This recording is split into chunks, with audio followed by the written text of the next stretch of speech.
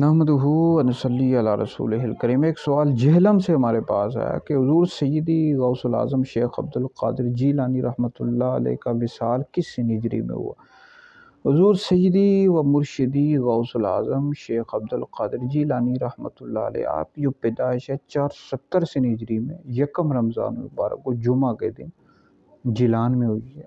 آپ کی جو کنیت ہے ابو محمد ہے، القابات بے شمار ہیں، محی الدین، غوث العظم، غوث ثقلین، محبوب سبحانی، اور آپ کی کنیت ابو محمد ہے۔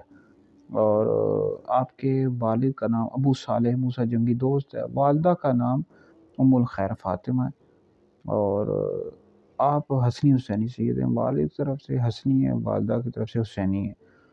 اور آپ کا جو وصال ہوا ہے 561 ہجری تھی جی، 11 ربیع الاخر تھی، اور 11 ربیع الاخر کو آپ کا وصال ہوا، 561 ہجری تھی۔ آپ کی نماز جنازہ جو تھی سید سیف الدین عبد الوہاب قادری آپ کے بیٹے انہوں نے پڑھائی تھی۔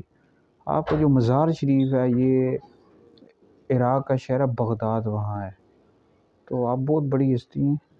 تو آپ کا جو وصال 91 سال کی عمر میں، اللہ تعالیٰ آپ کے صدقے ہماری مغفرت فرمائے۔